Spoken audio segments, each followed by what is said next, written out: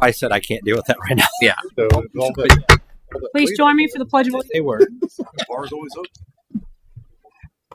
I pledge allegiance to the flag of the United States of America and to the republic for which it stands, one nation, under God, indivisible, with liberty and justice for all.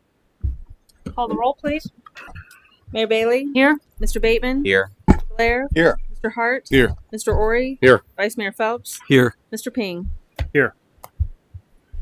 Hello, everyone. Welcome. Thank you for being here tonight with us. We have two special guests, but they're coming up later, so we'll introduce them then. Also, our Director of Finance, Mark Medler, our Assistant City Manager, Corey Wright, Clerk of Council, Mr. Clark, City Manager, Dave Kennedy, City Solicitor, Joe Braun, Chief of Police, Michael Gabrielson, our Director of Public Works is hiding back there, Scott Wisby. We also have former council members, Pat Mays and Todd Osborne. I think I have everybody. Thank you all for being here. First up, Mr. Kennedy, Mr. Wisby, if you join me at the podium.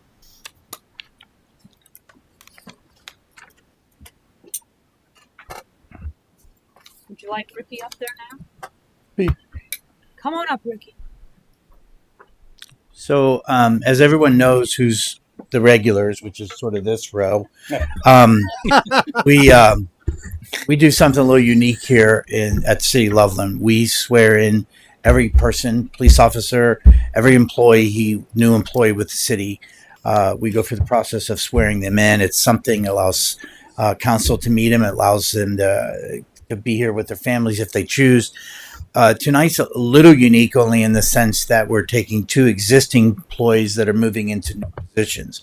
I'll cover both of them now. One is, if you've recalled, over the last couple months where we talked about the need to take our water treatment plant operator, how important our water treatment plant is, and create that position of water treatment plant superintendent. And we've always had that. We have a class 2 operator. You heard me all talk about that. So what we're doing tonight first is we're going to swear in Ricky Gregory, our water treatment plant operator, into that position. He was formerly treated as he was a laborer in our public works. The other, we had an opening in our shift supervisor position. So it was pretty much hands down we were going to put in there, which is Rob Hayden, who has been with the city for many, many years, has lived in the city for, I believe, 45 years. Correct, Rob? Got to spend some time with both of these guys at the during the Homerama marathon that we all got to enjoy, of sitting in a booth and passing out koozies and things to people. But during those period of times, I realized a couple things about these two guys, and one of them is extremely passionate. And I think there's one word that will go with me till the day I leave here. It's customer service, and these two guys get it. And the responsibilities that Ricky has in being over our water system, making sure that what you get, that what EPA says, all the rules, everything that goes on with the plant, is currently helping us put together an application. That's what he's all about. Now, Rob, after all of these years, is being rewarded by moving up to shift supervisor. He will be over the crews. He'll be one of two right hands for Scott. So this is a big deal, and we're excited to get to swear both of them in. And Scott just wants to give you a little inside information about it. Right. So Ricky's been with the city for 24 years. Water operator for probably 18, 19 at least. Don't let their youthful looks fool you. Between the two, they have combined almost 50 years with the city. Rob's been a lifelong resident, and he's been with the city for 25 years. Ricky's been here for 24. Their dedication is second to none. The cream always seems to rise to the top, and it definitely has with these two, and I really appreciate them. And I appreciate the city with the positions, and they allow for the movements and the professional training that they can get and move into, and I look forward to working with both of them. There's nobody that I would rather have with me on a water main break at 2 a.m. than Ricky, and there's nobody that I would rather have in a snowstorm than Rob at 2 a.m. So their commitment to the city is second to none, and again, that's why they're here, and appreciate them so much, and thank you guys for allowing the positions to be available for them.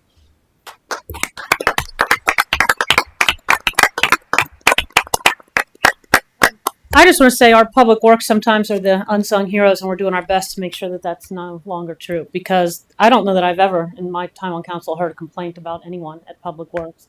In fact, it's always been the opposite. We hear all the time about all the great jobs and all the great work that you all do.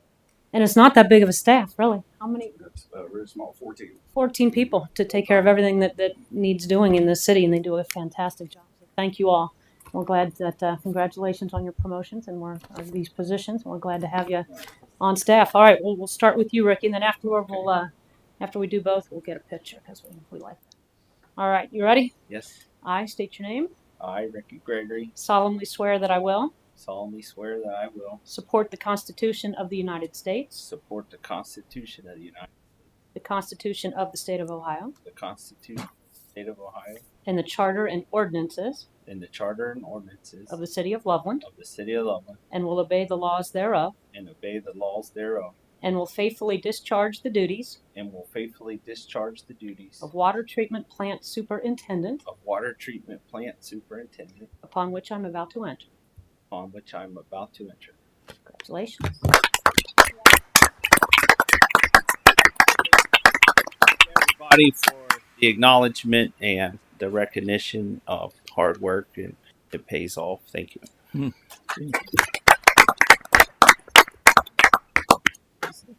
All right, I state your name. I, Robert Hayden, Solemnly swear that I will solemnly swear that I will support the Constitution of the United States, support the Constitution of the United States, the Constitution of the State of Ohio, the Constitution of the State of Ohio, and the Charter and ordinances and the Charter and ordinances of the City of of Loveland, the City of Loveland, and will obey the laws thereof, and will obey the laws thereof, and will faithfully discharge the duties and will faithfully discharge the duties of maintenance crew leader of maintenance crew leader upon which I'm about to enter. upon which I'm about to enter. Congratulations. Thank you, everyone, for this opportunity. It's been a long 25 years. Hopefully, I can keep going and keep everything moving smoothly for the Public Works Department. All right, very good.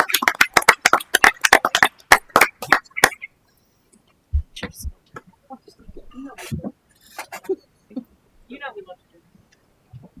We need somebody to take a picture. Yes, I'll do that. You need me, Misty? You need me to do it? You go? You go?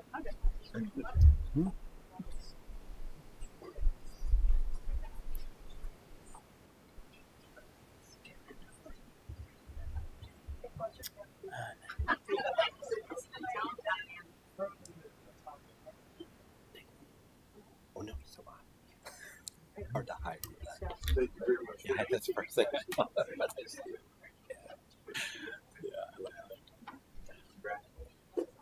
A little while.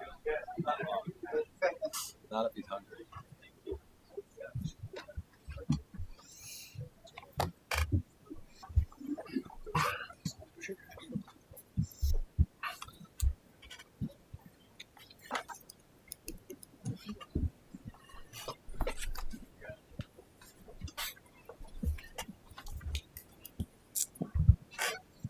All right, now we are very honored to have Judge Mary Loxley and Judge Rob Fisher here from Warren County. Appreciate you being here. Good. I'm going to start off. We do have a slideshow presentation for you, but before we get to the slideshow presentation, let me just say thank you very much for the opportunity of Judge Fisher and myself to come out here and address the city of Loveland. You know, Loveland is just a small slice of Warren County, and the Warren County Court jurisdiction includes you, just like it does 8 townships and 10 villages and municipalities in our jurisdiction. We cover almost half of Warren County, but Loveland certainly is part of our jurisdiction. That's the reason why we came out. We try to do this every other year. We first came out here in 2014 together, came out 2016, came out 2018, but we weren't here 2 years ago for obvious reasons. The pandemic caused us to cancel coming out, as well as other things. But this is the first time we've been here now in 4 years. So thank you for having us out here. The mayor says we have a little bit of dispensation, maybe, on the 10-minute rule. So we'll try to keep as close. Judges. We'll try to keep as close to the 10 minutes as we can. Next slide, please. I do it? You can. Okay. You can, right?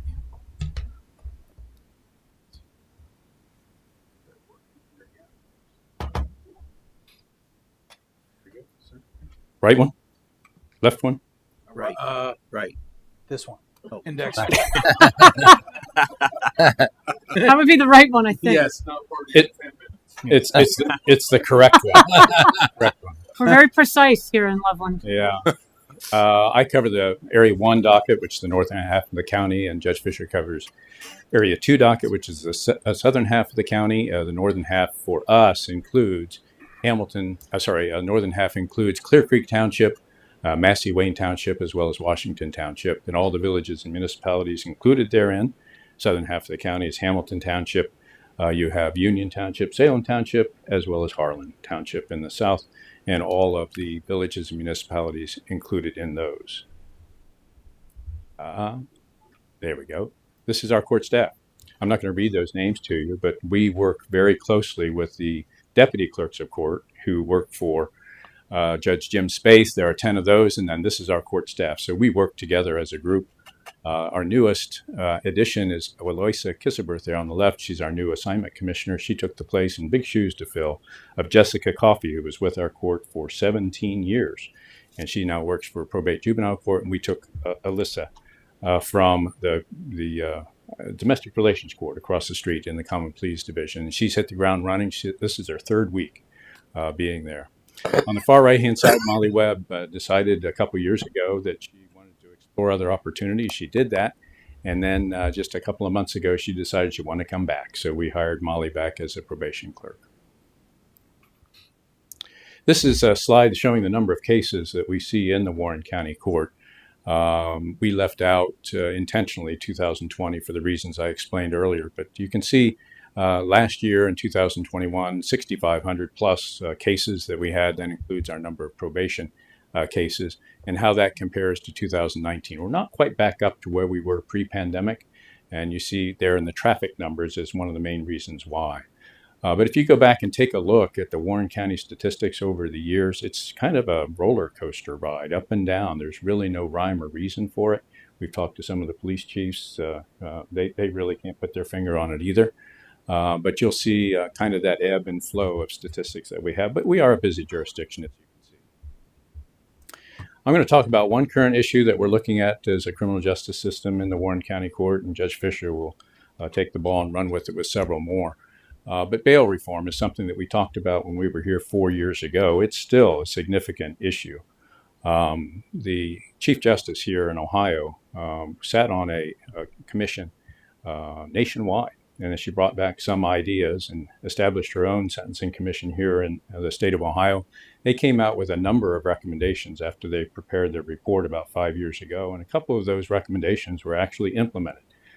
For example, Judge Fisher and I had to get together with the other three municipal judges in Warren County to come up with what's known as a uniform bond schedule, the monetary bond that's listed for the level of offense, and it had to be uniform in the county.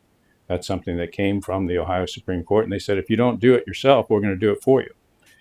So what we did is get with our sister and brother judges here in Warren County and came up with, and it didn't take us very long, but came up with a uniform schedule, monetary bond for us to have for all of our jurisdictions here in Warren County. For a person, once they're charged, let's say for a first degree misdemeanor, there's a monetary bond for that particular type of offense, and they can post bond and get out of jail before they are arraigned and have to appear in front of a judge or a magistrate. That's what a monetary bond is. The reason why that's done is because there are over half of the individuals in local jails are arrested pending charges. They haven't been found guilty of anything. And especially in the urban areas, there are individuals who cannot afford to post bond. And so there you have the criminal sentencing reform, you have criminal, not only criminal sentencing, but also bond, pre-sentencing type of reform. And so that's the reason, the theory behind those changes. The second change is more significant, and it's dealt with on this slide.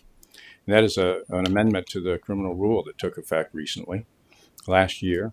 And that rule says that judges cannot, in imposing financial conditions of bond, and it's only financial conditions of bond, cannot consider anything more than this. And that is whether or not the person charged with the offense or offenses in your jurisdiction is likely to appear at each stage of the proceedings. That's it. Can't take into account anything else. can't take into account public safety, can't take into account whether or not the individual has a long criminal record, is likely to reoffend while they're out on bail or bond, pending the current charge or charges against them. And there was a Supreme Court case here in Ohio that's listed there on the right-hand side of the slide that was decided in January of this year and said the sole purpose of the bail is to secure a person's attendance at each stage of the proceedings. Now, that's just financial bail. That's just money. Okay, there are other ways to get around that, for a GPS device, maybe an ankle bracelet or something like that. And there is a small fee associated with it. But we are required to follow the precedent and follow the rules. And so the only consideration we have as judges, not just here in the county court, but all through the state of Ohio, is that reason listed on the slide. Now, the legislature here in Ohio got wind of that. And they said, wait a minute here.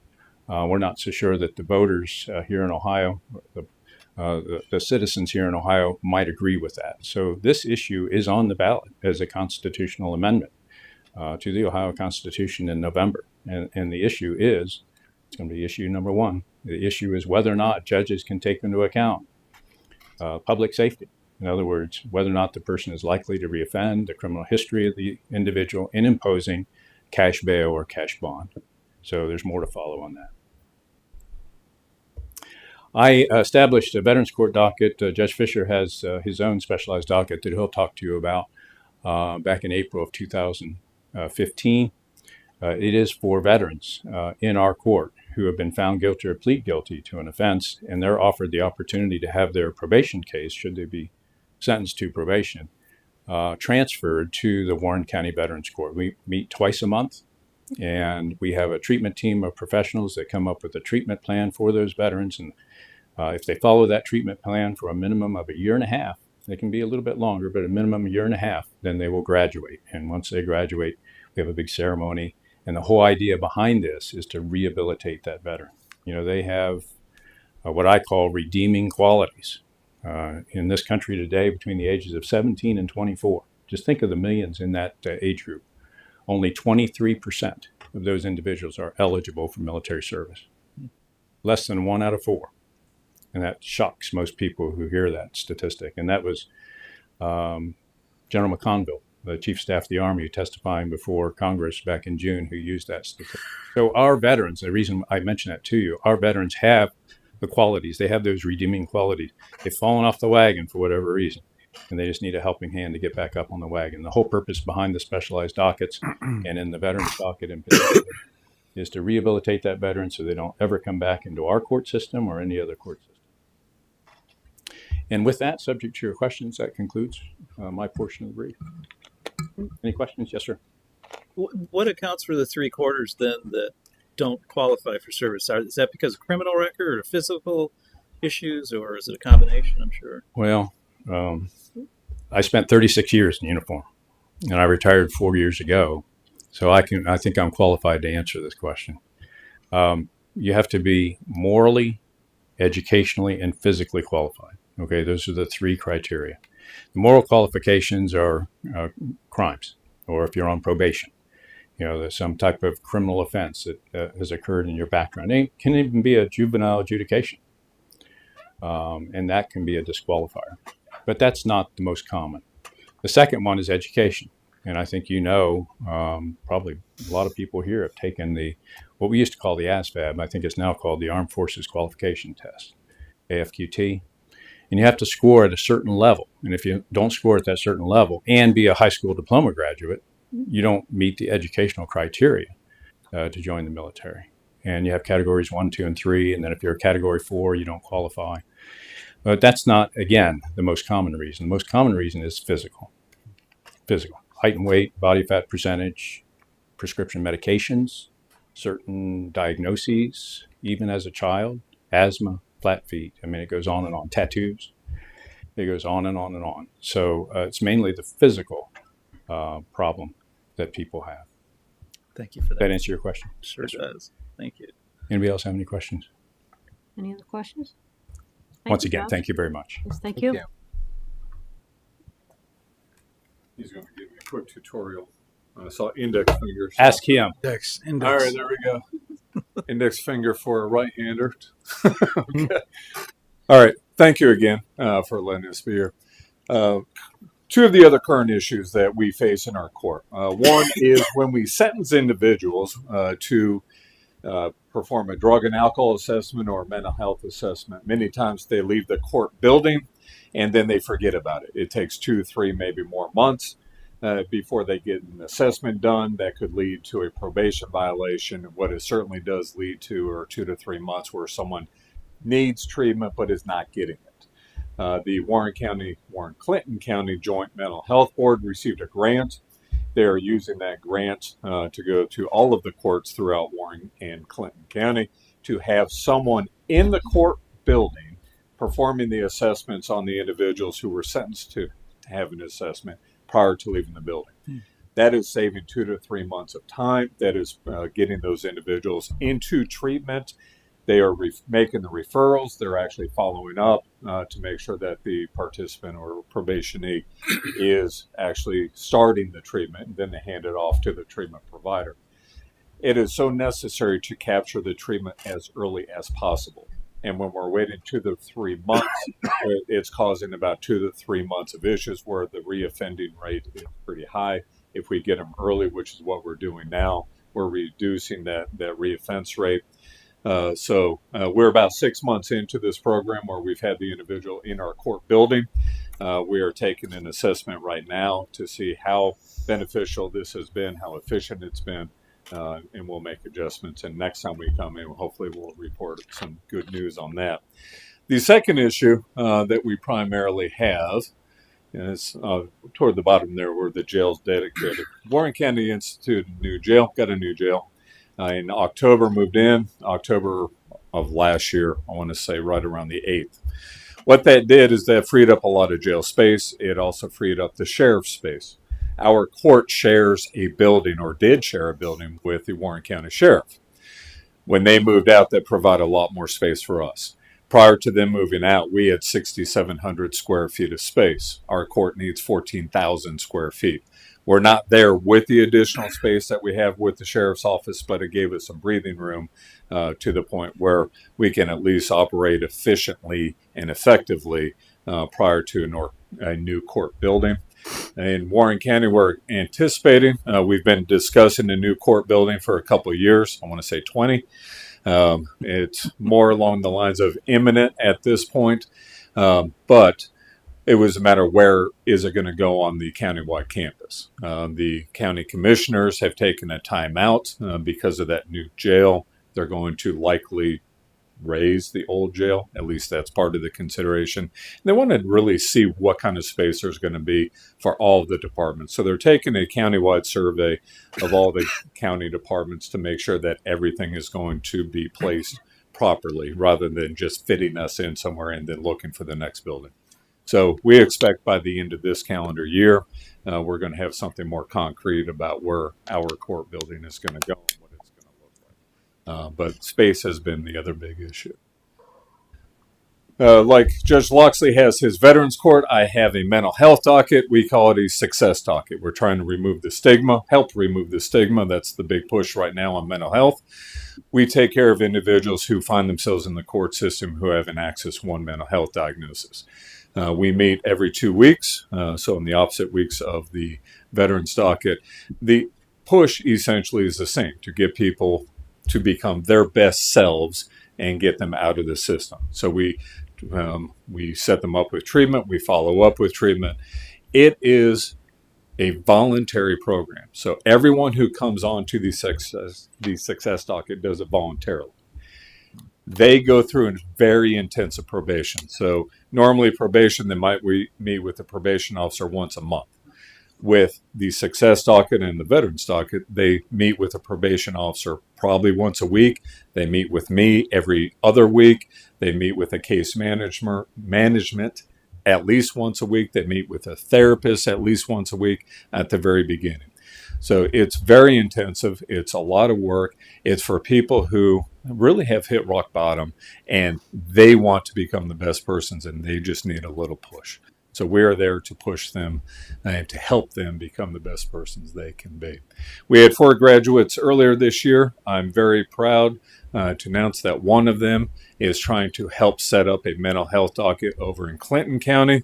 Unfortunately, with the death of Judge Doherty up there, we're on hold. However, the individual, our graduate, is still going to be working with whoever the next judge is appointed to get that done. Tomorrow, we have a judge from Claremont County coming to our court to take a look at our Success Docket program to start a mental health docket over in Claremont County. So the ripple effect we see going out is tremendous, and we're very proud of those individuals. Community outreach, in addition to these events, we have the community come into our court. Specifically, we have children coming in. That's some of our favorites to learn what the system is. Twice a year, we have students from Lebanon City Schools come to the courtroom, follow us around for half a day. They're going to be in our courthouse on October 18th this year. Judge Loxley will have the fortune of having those 6 individuals follow him for half a day. They ask us a lot of really good questions. They really want to learn what is going on in the system. They watch what goes on in court, then they come back and ask some more questions. We ask some questions of them, sometimes push them a little bit. In addition to that, we have 8th graders from homeschool groups come to our court to do mock trials. We've been doing that for the last 3 years. They have been tremendous. It has been a lot of fun for us to watch these homeschool kids participate. It gives them an opportunity to really perform in front of their parents, their peers. I've been very impressed with how 8th graders do. We sometimes have had the opportunity to see high school kids as well as college students do mock trials, but to see it go all the way down to the grade school level has been great. In 2 years, my daughter will be doing it, and I really look forward to that. So we thank you very much for allowing us to be here. We like coming out every 2 years. We're sorry that we did not get to see you last 2 years. Any questions? Yes, sir. Just your specialty dockets there, are those fully funded into the future, or are they of limited funding, and are they going to be around for a while? I guess is what I'm asking. The Ohio Supreme Court has several, I want to say, 20 different or so specialty dockets. There's a wide variety of specialty dockets, and they're all certified to be a specialty docket. It's certified from the Ohio Supreme Court. When Judge Loxley and I started ours, I want to say there were roughly 200 throughout the state of Ohio. There are a lot more than that right now. So as far as, are they going to be around forever?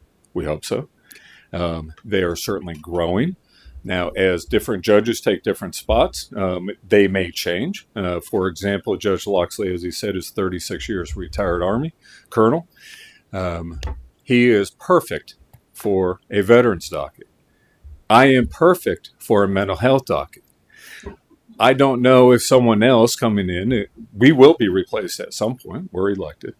I don't know if the next person behind us is going to be perfect for either or both of those dockets. So they may have their own that they want to do. There are several options. I'm going to Please address that too, if I may. Both Judge Fisher and I come in on our days off to do these specialized dockets on Wednesdays. We have pretrials on Wednesdays. Judges aren't required to be there. And so what this is time and effort on our part. I can speak to the veterans docket. Success docket might be a little bit different, but no additional taxpayer money.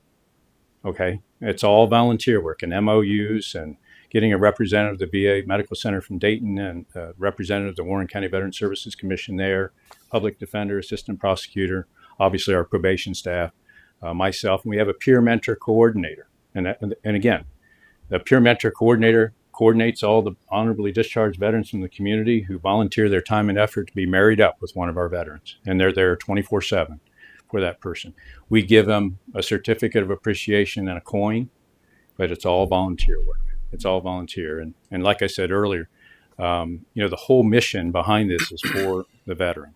And so we don't have to rely on funding from any exterior source. And we're very happy for that. Well, thanks for what you do. Any other questions? Yes, sir. Blair? Judge Fisher, does the success docket include folks in the system for drug and alcohol reasons? There are, yes, in the sense that many people who suffer from mental health issues resort to self-medication.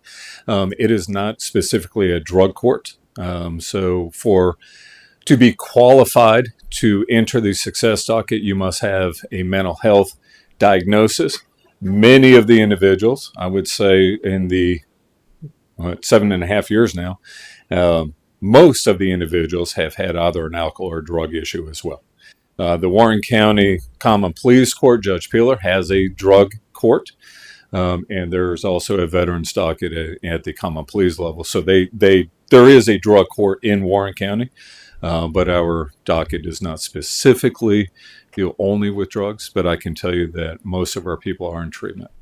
One of the benefits of having that most of the people are in treatment, is that everyone looks at each other, because it's a group session, and they know that they're not alone. The people to the left and to the right of them are suffering from some of the same issues.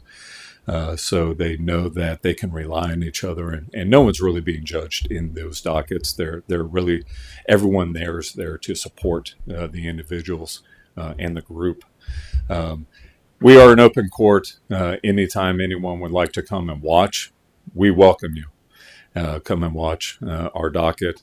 My dockets are on the 2nd and 4th weeks. Judge Loxley's are in the 1st and 3rd weeks. So on the Wednesdays is when we have our specialized dockets. I can say Wednesdays are a tough time to have it open to people. It is open, but it's a tough time for us, because our people do share very specific and very tough stories, and they may not open up if there's a stranger there. So it's just a tough time to come in, but it can certainly be seen from a different room, so that you can monitor what's going on in our court. Thank you. Thank you very much. Thank you for the Well, questions. Loxley, Judge Fisher, thank you very much for being here. We appreciate it very much. I do thank you. And congratulations to the city of Loveland for those 2 fine gentlemen that you've promoted. They appear to be great for you. Thank you very much. Okay. Thank you. Okay, open forum. Lisa Freeman.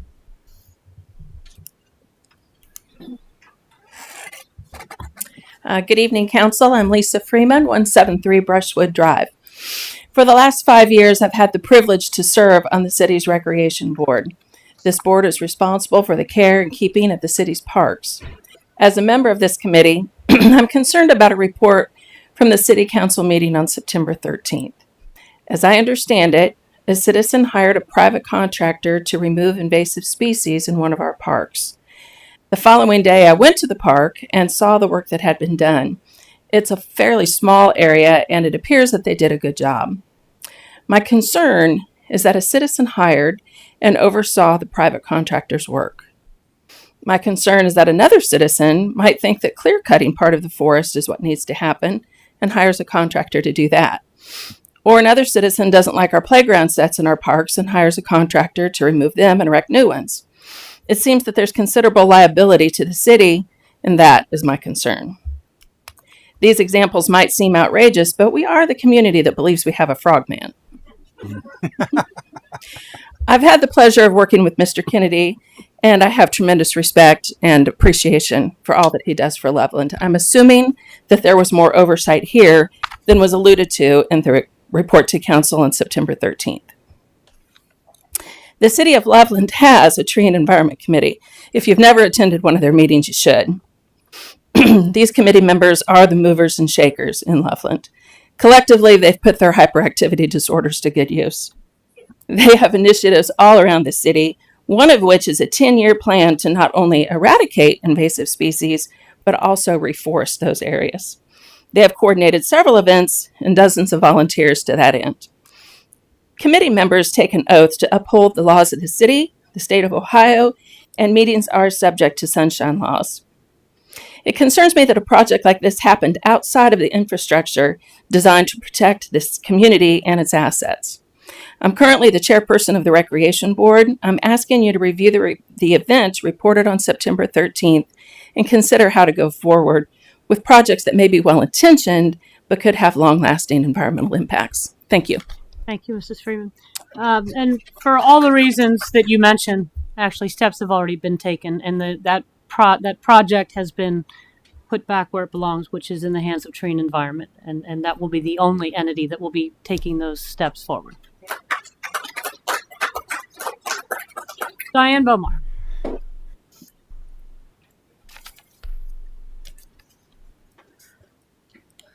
Diane Bomar, 709 Deer Trail Court, Miami Township. I know that this city and community, extended community, need lots of eyes and ears to learn about new things that are happening. So I have the pleasure of bringing to council and Mr. Kennedy's attention something that I heard on the radio yesterday that I think is very applicable to our fine little community.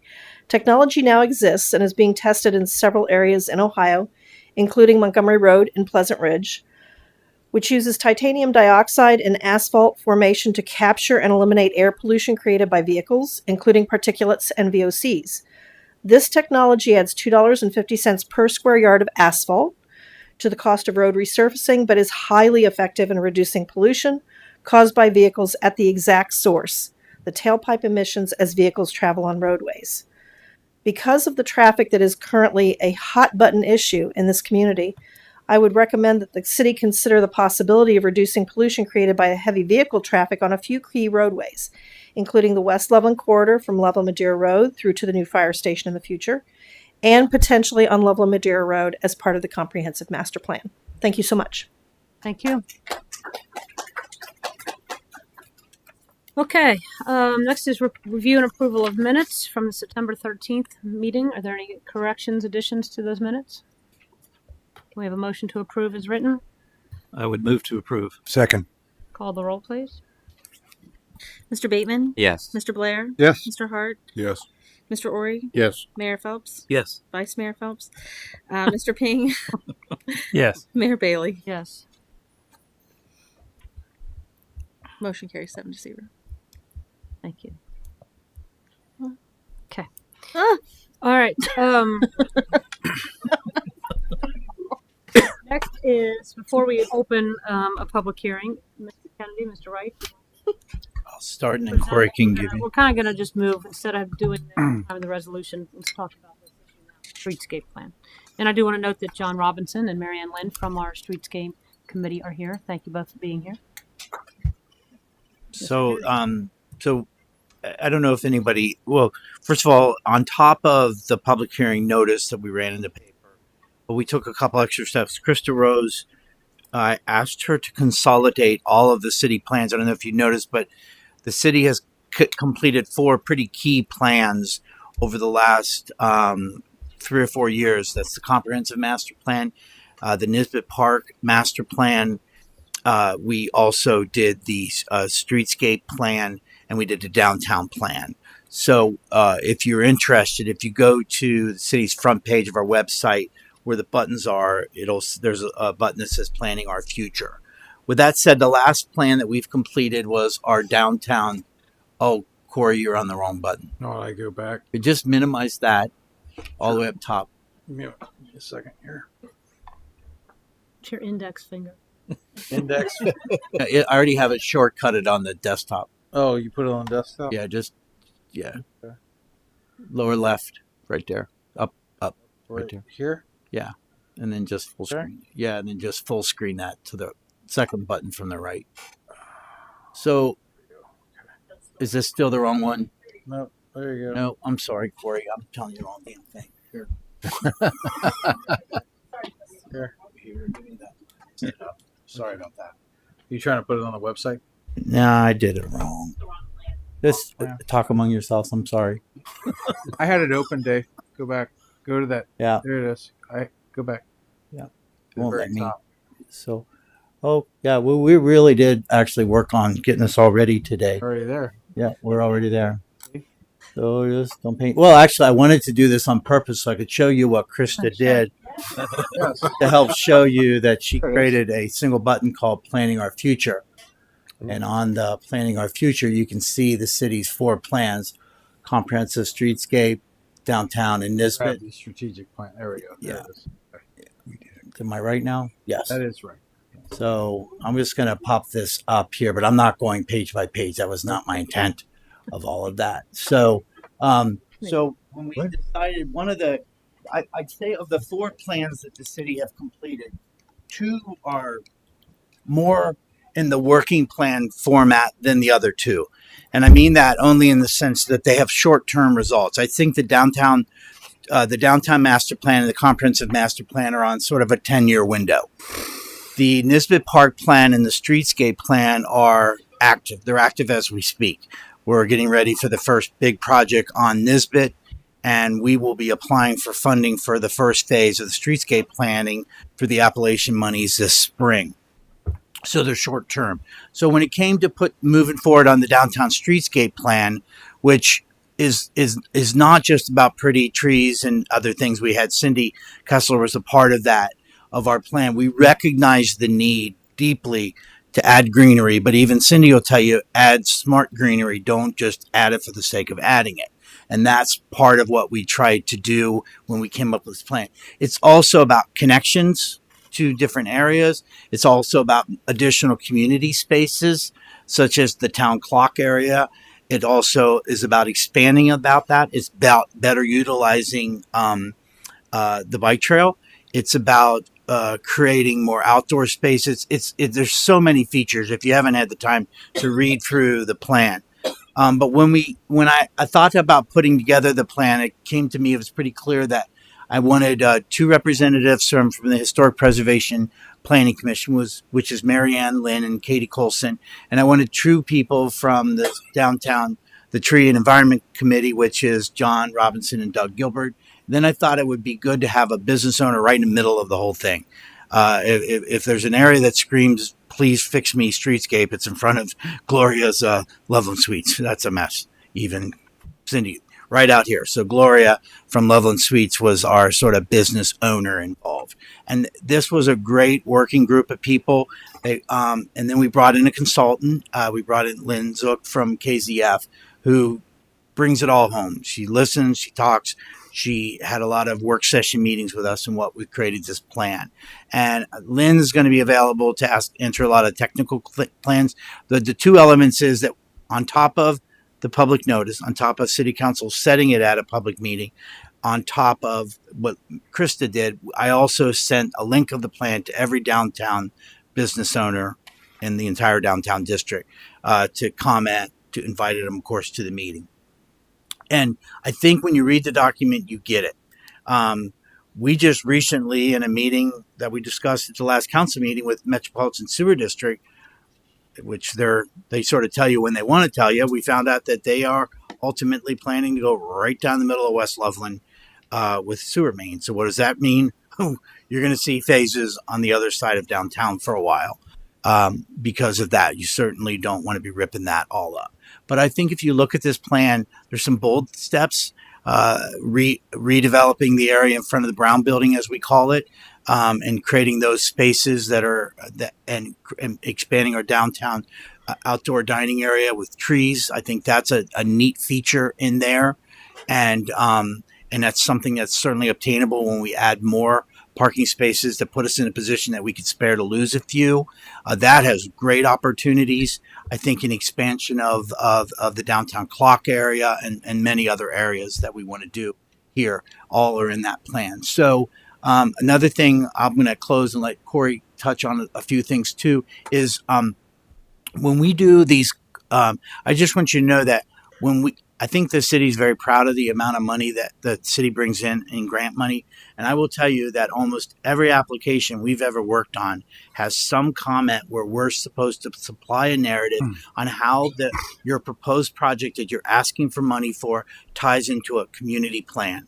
It's almost universal. Everything we do in Nisbet Park, we talk about the plan. So this is part of it.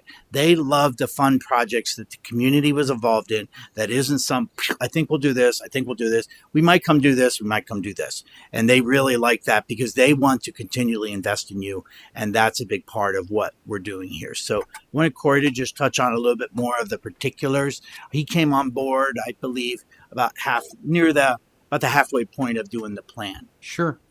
Thank you, Mr. Kennedy. At the end of the day, I think when you look at planning documents, there's two real components. You have to have concrete goals. Well, really three. You have to have concrete goals. You have to have vision, and then you have to have a sound plan to execute it. I think this plan, quite frankly, I think it does all three. In that,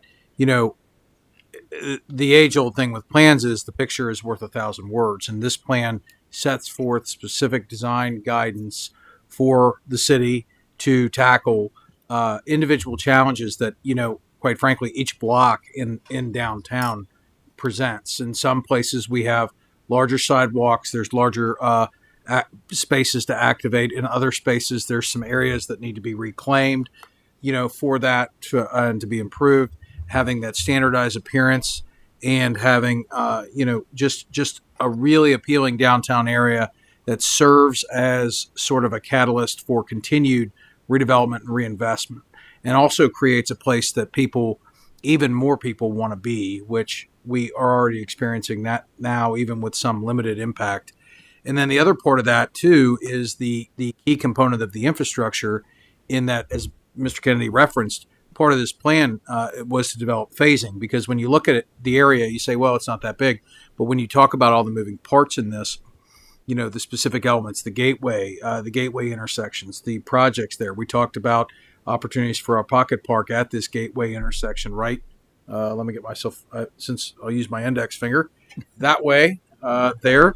And and then another one at Carl Brown, and really opportunities to sort of showcase the downtown area with that. So with the infrastructure, and then learning from MSD that, we've got improvements there, talking about gas line improvements, coordinating that, having that plan on how to tackle these things. Because if you said, just do all the sidewalks in downtown, well, it's really not that simple. I mean, you got utility relocation, you have all the different constraints that you have in working in a downtown area.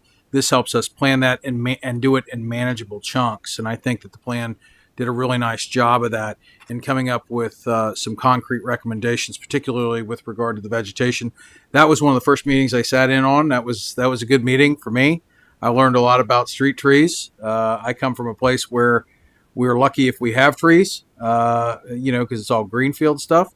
I think that, without a doubt, the street trees really enhance that environment, and we're appreciative for those recommendations to assist us as we implement that. Because the reality is, the phasing approach allows the city to implement this, as funding allows, as grant funding allows, and those kind of things. So these are recommendations that are going to survive a long, long time.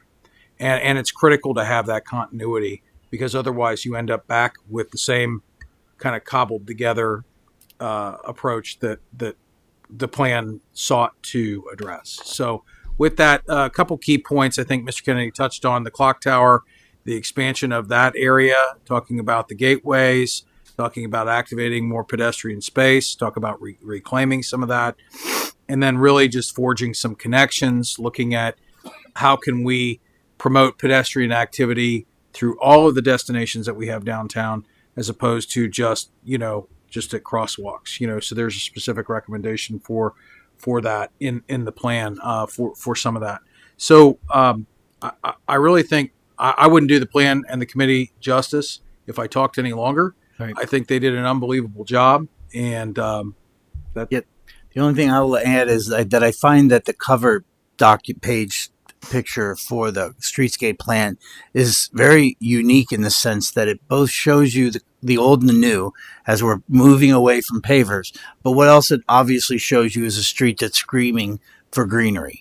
Mm-hmm. And that's why I find that picture very interesting, because you can see, if you've been in front of Tahona, you can see how we're moving forward with our new design. We just met with some people today in front of Hops and Berries. We're getting ready to do some remember, we co-share those with business owners, which is a good thing. That's building owners going 50-50 with the city when we do these projects like that.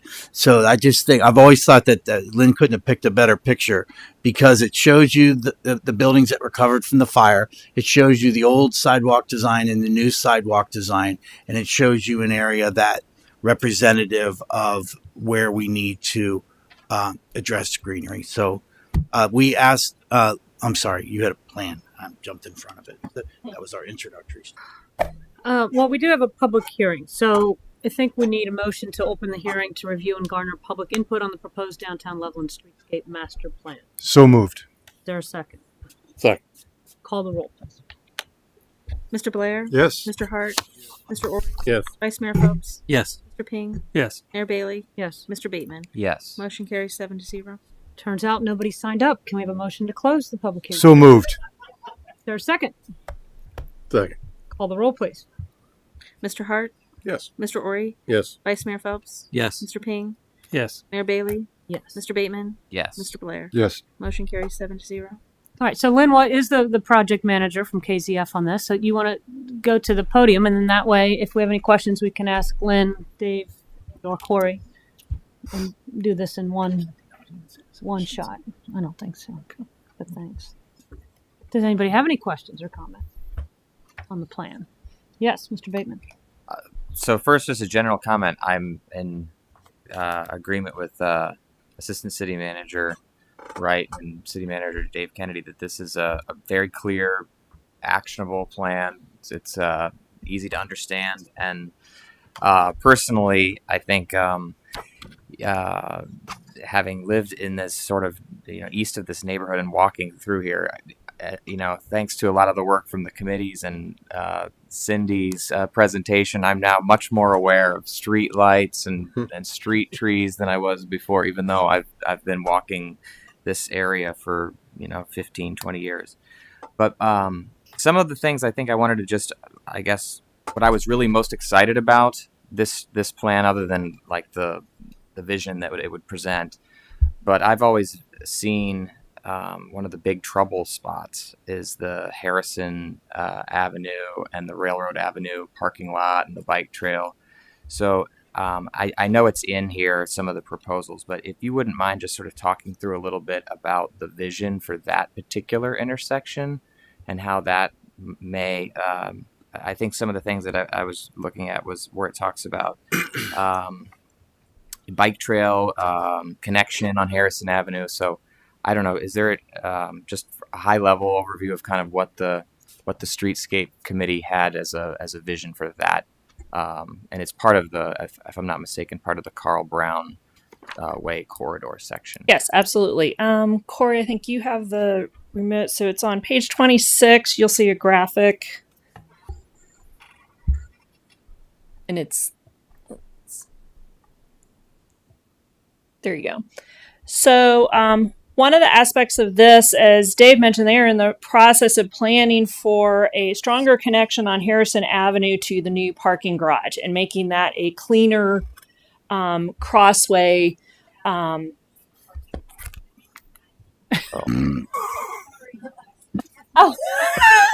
was wondering where that was. Wow, sounds like me. Basically cleaning up, and I know our city engineer Cindy has also been working on the parking lot behind City Hall, and really looking at creating a more clear, distinct edge to that parking lot and creating a better crosswalk. So we do have right of way where we can actually add a sidewalk on Harrison and take us over to the new parking garage, and it I think will be a much better traffic situation. And by cleaning up and creating some landscaping and some areas around the internal parking lot, and doing if you'll notice, there's actually an entrance at the bottom, so you have a better throughway of that parking lot. And I think when we did the numbers, we didn't really lose any spots. It's just a better organization of it. And by also adding that sidewalk to Harrison and bringing it down Carl Brown Way, again, you're looking at creating a stronger pedestrian access. One of the other things that we're proposing, and this is kind of on the outer edge of nice things or it'd be good to think about, if you'll notice, we're actually proposing in the downtown area a second pedestrian path next to the bike path, so that you can actually have pedestrians dedicated areas. So if people have their strollers or they're walking along with their ice cream cone or whatever, they can have a dedicated space that actually puts them right next to the businesses and gives them access to those businesses. And it kind of frees up that conflict that you get in downtown with the bike path, where the bicyclists want to keep going at their high speed racing So this was kind of an interesting concept, but I actually think it could create an improved area where you could have landscaping all along that and really create a nice business front, especially now that we have the DORA laws. I think that could create a nice all around connectivity all around those businesses. And again, by having a crosswalk dedicated to go up from the Harrison over to the parking lot and over to the new parking garage, I think would be a big improvement. So really kind of cleaning up that whole area was the goal.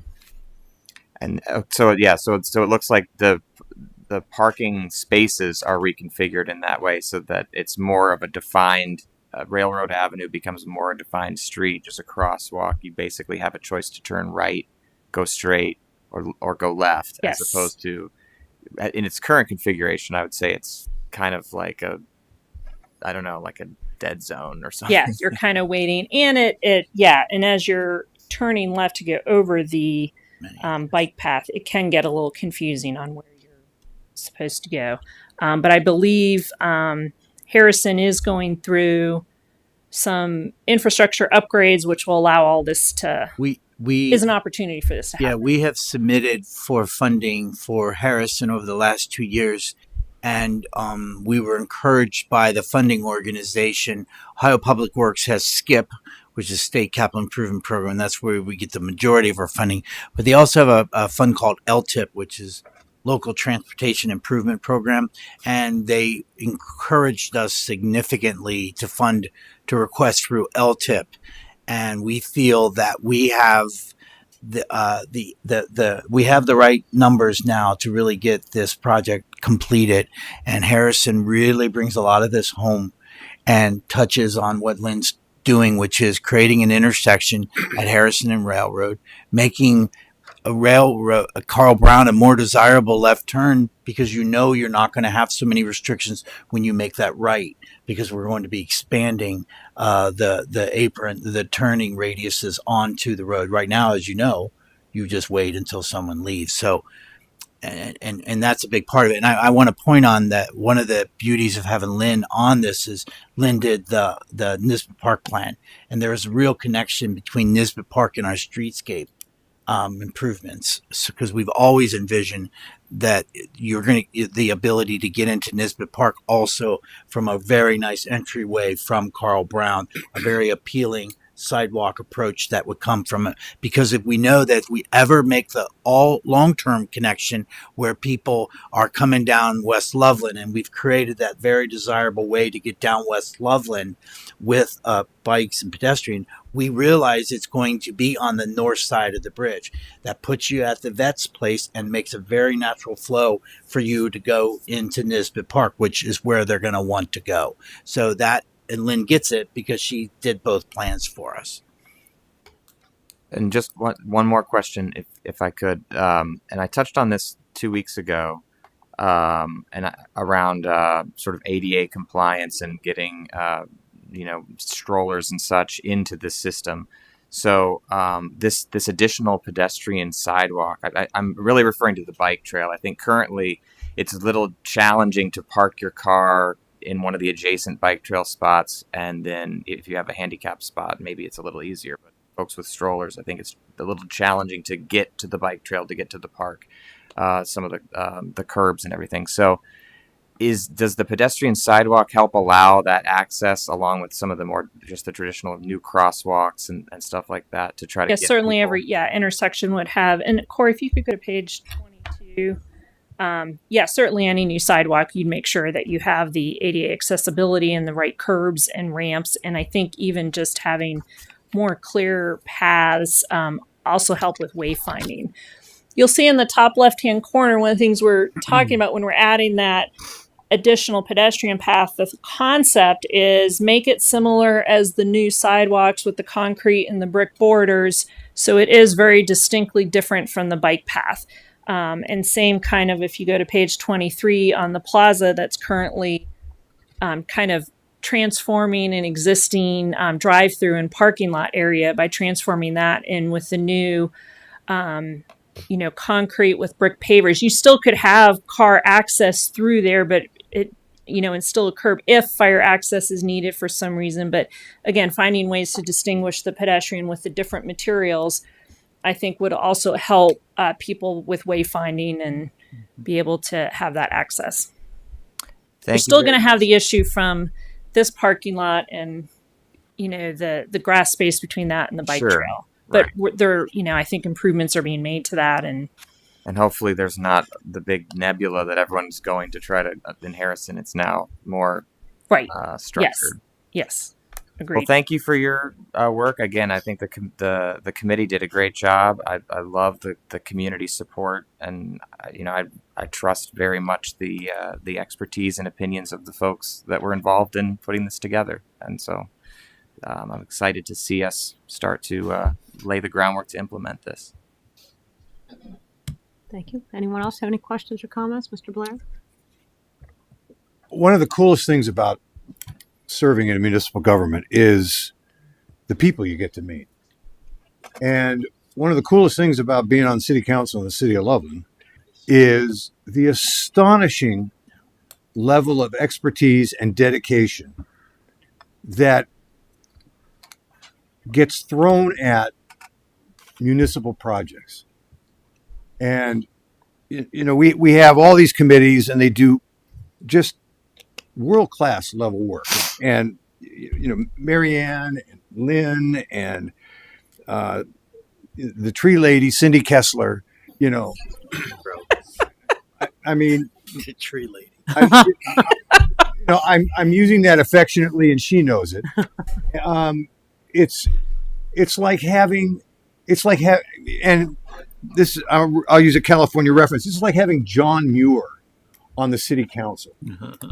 And what they have done over my time in city government with focusing on the beautification, the livability, the walkability, the usability of downtown spaces is astonishing. And I thank all three of you. I thank all the other unnamed people who participated in these committees for the work they did, for the dedication they did, for the love they've shown the community.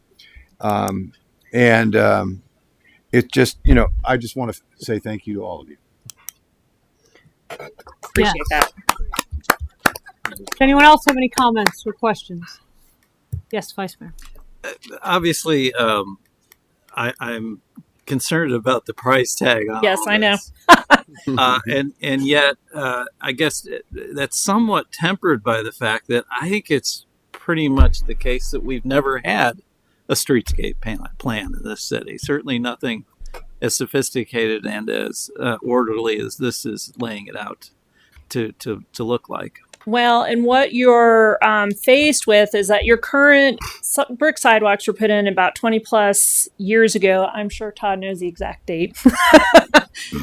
But those bricks are settling. They're creating trip hazards. It's a safety hazard. And, the cost of repairing. So now that in front of Tano's, there's a new look that started. Now's the opportunity. And these costs do include, you're making your light fixtures spaced at specific intervals. You're creating uniformity. We're recommending on Loveland Avenue is more of a boulevard where you have matching lights go down. And so there are some aesthetic decisions that could be refined more in design to look at costs and how to reduce costs. But I think you have to look at an investment like this of how it affects, is this a 20, 30, 40-year investment of how you're moving forward to create that unified look downtown. And we did, if you look at the cost estimates, they're very broken down, and do consider, you're going to have to close off a lane for a certain period of time. When you're moving light fixtures, that's your conduit moving. You need to build the sidewalks right so they don't sink or have issues. So we tried to put that, and construction costs these days are a little up and down. So there's a lot of contingency. So these costs could get refined as you enter more in the design phase. But I do think it's very doable in phases, whether it's one side of the street at a time or a portion of the street at a time, or if a new business comes in, that's the time to do theirs. So I think there's ways to offset it. But yes, it is it does have a price tag to it. Sure. Yes, yes, Marion. Maybe you should go to the microphone. Yeah, because everyone at home wants to hear you. I know. I just wanted to say that there's also, we've talked a lot about aesthetics, and I think that's what everyone thinks of when they think of streetscape.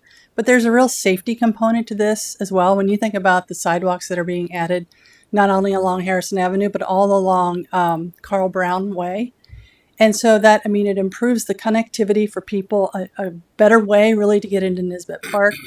It really supports the businesses in helping with that access, and it also improves the safety. And I'm excited. Again, sidewalks aren't very, exciting or glamorous, but these sidewalks actually are, because they're, these sidewalks will give a very finished look to areas that don't have them, and they're actually nice looking sidewalks with this red brick border.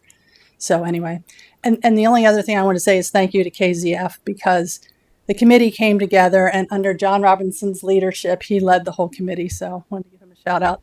But we kind of came together with our thoughts and ideas, and KZF really took that and lent their expertise to put it in ways that made sense, and just, phasing it out makes all the difference, and it really makes the project much more feasible. So anyway, thanks. All right, thank you. Does anybody else have any questions or comments? Yes, Mr. I guess I'll just turn that to Mr. Kennedy and Mr. Ryan. I know you guys your wheels are always turning. So do you have any kind of preliminary ideas or notions on how to fund the phases? We're going to go after Appalachian Regional funding for a portion of phase 1 of the project. We will likely be starting at on 2nd Street and working that way up and around. The only reason we've always had this vision of Carl Brown being fully curbed and guttered, we were able to capitalize on that after the fires, working with Mr. Maloff to do that extension, and then we stopped. Part of that is we do envision, and I'm not speaking out of turn, but we don't envision that the Eagles are going to be there X number of years from now. So planning curb guts and doing all of that is important. I don't mean that with any disrespect towards the Eagles, but I do intend long-term plan. So to allow us to avoid a big metropolitan sewer district project, the ability to sort of start at this corner here, which is also the biggest bunch of trip hazards we have, and work our way up, allows us to impact both residential and commercial. I need to always be able to tap into commercials to go after ARC, because it's a very job retention orientated funding. So that would be part of our goal. I would love to sit down with the business owners and say, rather than me knocking on your door all the time saying we go 50-50 on sidewalks, could we do a simple assessment that would be equal, allow us to begin to do the work? And we're going with the building owners. So that was sort of the process. And then earmark city funds for it, towards it. But that's our main thing. The nice thing about this, and Corey and Vice Mayor Phelps know, is that whenever we deal with pedestrians, flows, especially any connection we can draw back to the bike trail, there's all of the rails money that's still available through OKI. I would envision ARC always being $250,000. Because that's the maximum for what we're called a competitive county in the Appalachian region. They'll go to X percentage up to 25, and then being able to bring in OKI money on top of it, put in that pedestrian, always ties into the trail. And then I think there's a way to start to implement this.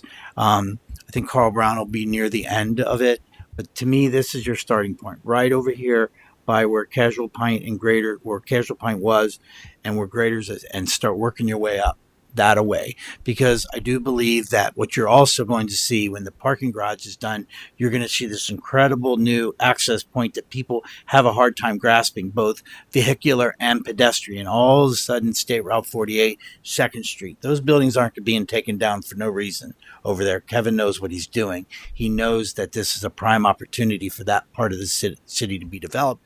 And where will the city be sitting? With a key piece of property when we're ready to sell the fire station.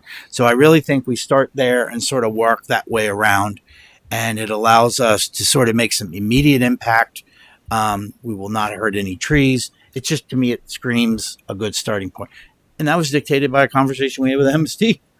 We're not going to start. Nothing irritates people in this town more than anything that we do a project and Duke or somebody comes and rips it all up. So that is key. And Cindy is great at being on top of that. So that's sort of our starting point. Corey knows, okay, I have money backwards and forwards. So we were able to do a lot in Richmond with Appalachian money. So I think it's going to be that. I don't know. Sure. Yeah. I mean, we have as Mr. Kaler referenced last meeting, we have the transportation alternatives. So there are opportunities to apply there. And in fact, we had the TA money is what ultimately funded or will fund, hopefully, when they make the award. I think they vote on it in October, Mr. Phelps, for the crossing here on the bike trail. So because there was so much demand on that, and there was a shortage of TA projects, which are kind of the bike trails, the bikeways, the sidewalks, the pedestrian improvements. They were able to move that funding into the main pot, and then we were able to get funded. And I think that, and other opportunities. And again, there's other grants out there we can go after. I don't know if there's anybody looking to give out gateway money for pocket parks and fountains, but I know we'll dig and we'll find them. I mean, if we can. So we really, some of the things came in really after the plan, but they can adjust and pivot easily. When Lynn and John and Marianne and everybody was working on this plan, we really weren't down the road yet with the mobile station removal. Now that the mobile station removal just screams for a beautiful pocket park someday to tie into, that sort of all pivots into everything. And that wouldn't be impacted by anything MSD is going to do. It really isn't. There's no utility connections. There's no service lines or anything. So I think that sort of leads us that way. Plus, we're going to make our own property even more valuable. That's part of the nice part of it. So I think that's sort of, I don't know. That's my opinion. And to be honest with you, Broadway is fairly established, at least on the north side, between the Brownstones and Loveland Station. You're pretty well established. There's no big future curb cut we could ever envision all the way down. That side of the road is pretty well established. What Mr. Eads is going to do someday is TBD, but I think it sort of lends itself to go that direction. So I figured you might have thought about that previously. Yeah. Thank you. Any other questions, comments? Mr. Blair? It needs to be said that no final decision has been made on the parking garage, that we as a council have committed to a public hearing at such time as the parking garage becomes a more viable option, and all due review and public comment will be taken at that time. Thank you. Any other comment? Yes. Just one more thing. And I think another thing to make a distinction, and correct me if I'm wrong, but the streetscape plan is more about, and Marianne mentioned this, it's about aesthetics, it's about walkability, it's about pedestrian mobility. It's what it isn't is like a traffic plan. It's not really to take under advisement the flow of vehicles through downtown. So just wanted to make sure that that's clear from my understanding, and that everybody recognizes those are two separate research areas. Yes, you are correct. I would say the one area that we tried to look at the most is the Carl Brown Way. If Corey, you could go back to 26. Two things. On Loveland Avenue, we looked at making that more of a boulevard, and what we discussed is removing the on-street parking on Loveland Avenue so that the sidewalks can be wider and you don't have people trying to stop and pull in. That by the time, I think it's like 8 spots, you're not really gaining a lot, and that becomes more of a pedestrian. But for Carl Brown Way, I think there is a lot of opportunity. You're not affecting the traffic, but I think just by improving the pedestrian flow and creating a more distinct borders of what the road is. When you're coming around outside of that bridge, it's a pretty wide, there's a reason Cindy's has a guardrail there. So I think by providing more distinct sidewalks through that area and more connectivity through that one parking lot back to the bike trail, and you can even have a crosswalk over to Tohona's from Rosie's. I think there's a lot of opportunities to really clean up Carl Brown Way, and that will actually improve pedestrians going down there as a true part of downtown. That's a part of their experience that they want to be a part of. You'll notice one of the things we did on the next page, Corey, is the sidewalks on Carl Brown Way are pretty narrow. One concept is you readjust the parking spots and do bump outs with trees. So that's how you get trees on the street, by going out into so you lose 2 parking spots, but that creates a visual border of trees, which again makes it a more approachable pedestrian path. And I think there's a lot of opportunities to improve the safety on Carl Brown Way, because I know when I'm walking down there, it's so that's what we did. But no, we did not get into traffic at all. Any other comment? All right, I want to thank Mr. Kennedy. I think this was your brainchild that we do a streetscape, create a committee and have a plan. So thank you for bringing that vision. Thank you very much, John Robinson, for chairing the committee, Mary Ann Lynn, Katie Colson, Doug Gilbert, and Gloria Wilson for all, what was it, about an 18-month project? Was that how long this committee met? Yeah. Didn't seem that long? It did. I think it was about a year. Okay. Well, still, it was quite a few meetings. So thank you very much. Thank you, Lynn. Absolutely. KZF, for bringing your expertise. Thank you all for being here tonight to answer questions. We appreciate it. I think it's a exciting and great plan. So I'm really excited to hopefully be able to start implementing. And thank you. As a resident of Loveland, I love working on this stuff. So happy to be a part, and the committee was fabulous. So. All right. Thank you. Yeah.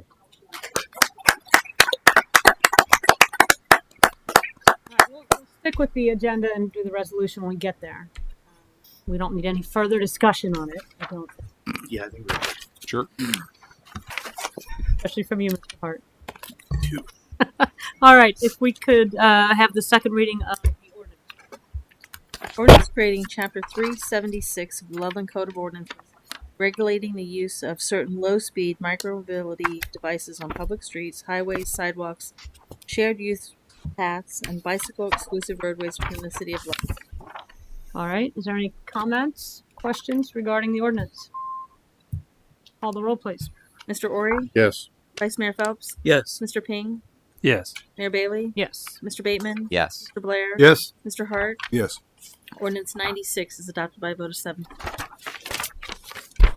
Okay, go ahead and read the resolution, which is on page 34. Where is that resolution? Page 34? Move it further. You can go ahead and read it. I'll find it. Resolution adopting the Downtown Loveland Streetscape Master Plan for the city of Loveland, Ohio. Page 34. Was it on that one? All right. Thank you. All right. Any comment on the resolution itself? Call the roll, please. Vice Mayor Phelps? Yes. Mr. Ping? Yes. Mayor Bailey? Yes. Mr. Bateman? Yes. Mr. Blair? Yes. Mr. Hart? Yes. Mr. Ori? Yes. Resolution 97 is adopted by a vote of 7-0. All right. Mr. Wright. Thank you, Mayor Bailey. So we talked about streetscapes, and now we're going to talk about traffic enhancements in downtown, downtown near West Loveland, and in particular the West Loveland Love Madera Road intersection. So we obviously have the City Council adopted the comprehensive plan. Love Madera Road was a primary focus of that plan, and where better to start than at the intersection with West Loveland and Love Madera. And for that, what we have tonight is a proposal to authorize the city manager to engage TEC Engineering to complete full intersection design for a cost of $30,477 for that. And what this would do, basically, the easiest way to explain this is the current intersection as you're coming down into downtown from the West Loveland Hill, the queuing. I'm sorry. From the Whippy Dip. Yes, from the Dairy Whip. Everybody knows the Loveland Dairy Whip there. So that right turn queuing there is only about 60 to 70 feet with a little bit of a taper. And so what this does is it gives us an opportunity to design a lengthened right drop lane, which will increase capacity of the intersection. And then also look at where else in that intersection are there opportunities to grab some additional pavement that'll all be part of that to try and, if we can, fit a dedicated left, dedicated right, and a dedicated straight. If there's not, at minimum, you're going to get, a significant lengthening of that right drop lane, which will add queuing, and then with signal coordination and the new, what's the word? The LED signs, the turn on red signs. That'll enhance the functionality and capacity of that intersection. So right now, if you want to turn right, but you're stuck 4 cars back, you can't even get into the drop lane. So now, when you start the drop lane, when you lengthen that, you'll be able to basically split that traffic much more efficiently in that.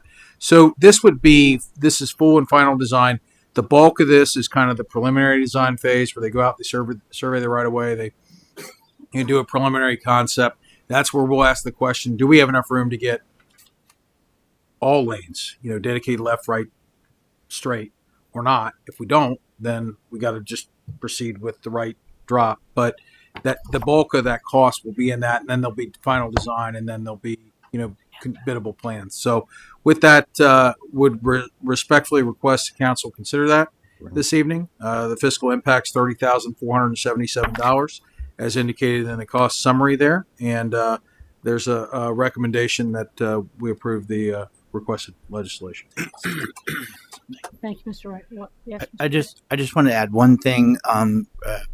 Mr. Corey and I went and met with Rick Morgan, who owns Dairy Whip, and we're going to get to a certain point where we can show him some illustrations on how this would impact his access points, his driveway aprons, and if the study shows that we can continue to go up in towards the insurance company, we'll take those same plans. So Corey and I's plan was to get enough that we could illustrate to them what our plans were on how we would impact. Obviously, we wouldn't impact their parking, but we will impact their aprons.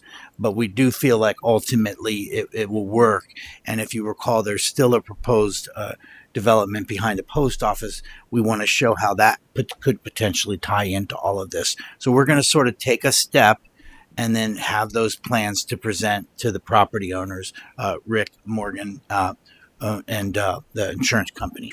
So Correct. we originally didn't think we would get as far as insurance company, but it does look like we may be able to take that lane up a little bit farther. Yeah, it's a significant distance when you look at. I think that if you've ever sat in that intersection and you're like, man, I sure would like to get over and turn right, that's now accentuated by what we recently added. Because as you recall, it was always no right on red, right? You can't turn on red. Well, that wasn't really always the case. You could turn on red under certain circumstances. Now, this new right turn arrow that we installed, which was actually the mayor's idea, it knows when you can safely turn right around. So now there's even more right movement, and you're still frustrated because you can't get to it. So there's even more of a need to include that right turn lane, even larger, probably larger than what we're adding over at the station. But I did want everybody to know that we've already met with Rick, and we're going to take an exhibit to him when we have something more concrete to show him. I'd love to take credit, but I actually heard it from a resident. Thought we should be able to turn right there. You can at certain times. You're right. Okay. Does anybody have any questions about this proposal? Yes. Speaking of impact, in terms of our existing, or rather the new ones that we put in, light poles and traffic light suspension, is that going to be affected by this? Well, so the nice thing about those mast poles is they're breakaway. So I don't think they will be.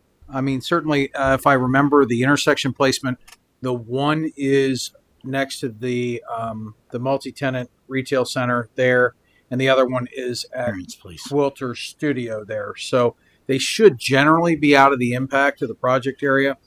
If there is an opportunity to grab a foot here or a foot there, again, we'd look at that. But I don't see any monumental impact, and they're certainly they're brand new, so we wouldn't have to buy new ones. So. Thank you. Any other questions or comments? Mr. Hart? Anytime we get an opportunity to improve traffic flow in the city, I think we are doing our part to address a lot of the resident concerns that we get. So I want to commend anybody that was working on this or will be working on this to for taking that up. All right. Anyone else? Read the resolution, please. Resolution authorizing the city manager to execute an agreement with TEC Engineering for professional design services and engineering services in furtherance of the West Loveland Avenue, Loveland Madeira Road intersection improvement project. Any comment on the resolution? Call the roll, please. Mr. Ping, Yes. Mayor Bailey, Yes. Mr. Bateman, Yes. Mr. Blair, Yes. Mr. Hart, Yes. Mr. Ori, Yes. Vice Mayor Phelps. Yes. Resolution 98 is adopted by a vote of 7 to 0. Mr. Kennedy? So, City Council on June 28th authorized the initiation of the annexation of a city-owned parcel of land.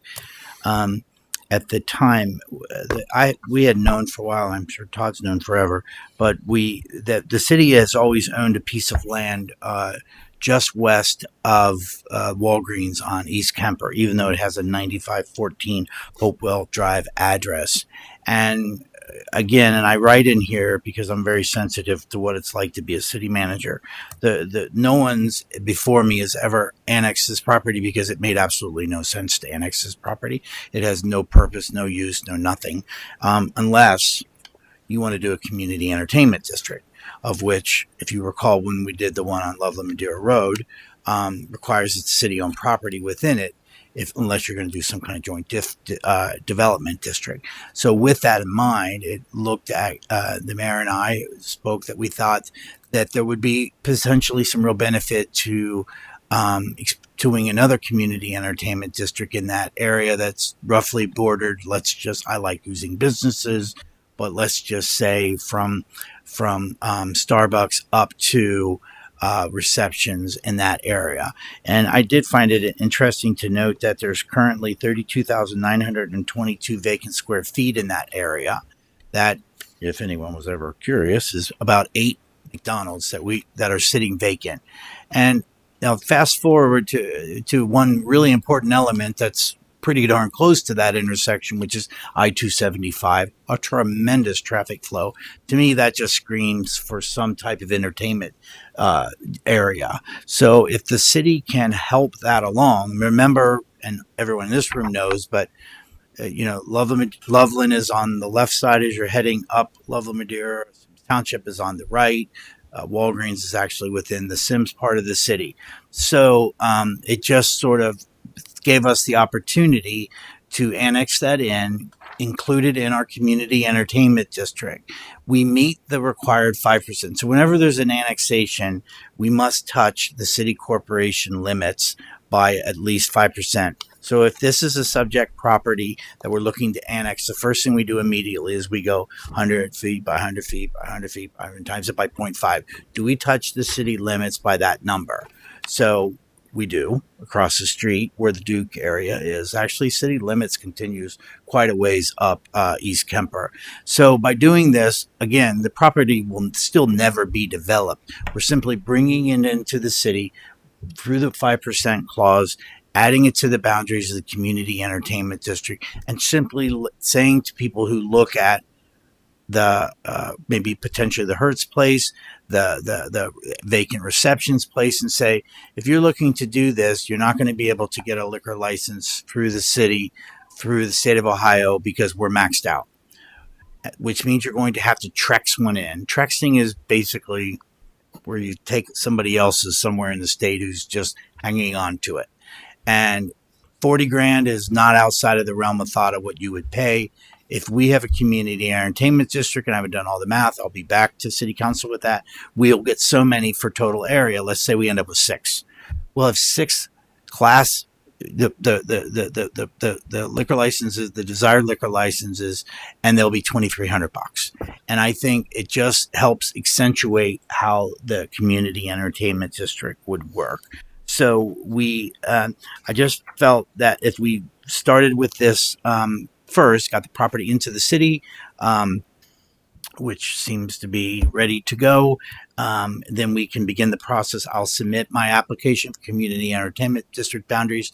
Will go under the particular types of district. The Ohio Revised Code that says community entertainment districts can be developed under the following under the following possibilities. We own land within the district because we now do. And then I submit that application to the mayor. So, and then the process goes on. If you recall, I completely messed it up last time. So I learned how to do it right this time, and we know how to do it. And we are allowed to do them in Hamilton County because there are other communities have one, namely Sharonville. Sharonville has one. But remember, now that we do one, other communities can use us as it, because so we think this is a pretty great opportunity. It's really a low impact cost wise. We're simply laying it on. Then these people will know that they're in it. And again, this was a annexation that had no conflict for Joe, so it was great to have Joe working with us. And we've got the plat done. The petition for annexation was filed by Mr. Braun. We have so many days to do this, which is 20. He'll grab this tomorrow and take all the filings, and we'll we just meet it. Todd's counting his head. He's counting 20 days in his head. So, but tomorrow is the 20th day. So we're now 2 days from now. So we're in perfect timing. We have 2 days. 2 days to get this wrapped up. So that's all I really have. So this is services to be provided. I modified it to be realistic about what services would ever provide to a piece of land that's never going to be developed, unlikely to be developed. So this would meet that requirement, and it meets the time frame. Any questions or comments? Read the resolution, please. Resolution setting forth services that will be provided by the City of Loveland to the owners of real property that includes a parcel located in Sims Township, Hamilton County, if such area is annexed to the City of Loveland, and stating an approximate date by which such services will be available if annexed. Comments on the legislation? Call the roll, please. Mayor Bailey? Yes. Mr. Bateman? Yes. Mr. Blair? Yes. Mr. Hart? Yes. Mr. Ori? Yes. Vice Mayor Phelps? Yes. Mr. Ping? Yes. Resolution 99 is adopted by a vote of 7-0. Mr. Kennedy. So on November 11th, 2021, City Council authorized staff to submit an application through the state capital budget, Hamilton County, to apply for funding to replace the tot lots, the play sets in the Navajo and the Cherokee tot lots. That application was submitted, and that project was approved by the state of Ohio and has been since passed off to the Ohio Department of Natural Resources. Quick back thing that I think the council should give credit to: City Council has committed significant funding towards its road rehabilitation program. It has also committed significant funding towards rehabilitating its parks, both improvements, upgrades, maintenance, all around. With the replacement of the Nisbet Park, the city has replaced the places Nisbet, McCoy, Kiwanis, and Phillips will be in about a month. That only leaves the tot lots and Lever play sets are the newest and are actually in pretty good shape. So we thought this was a good opportunity to get some funding to replace these play sets. We also included in the application, but not included in the funding, because part of this is knowing what makes the applications more competitive, is that we added a sort of a community component, and we would be adding just one Wi-Fi LAN, which is the cans, as we call it, at both community parks. And the reason why I sort of think that it allows these two areas, if you've ever seen them, they're very neatly located in what is the Loveland Heights, the Navajo and the Cherokee. And by adding seating and having Wi-Fi there, I think we add the potential for these to really be sort of community gathering spaces.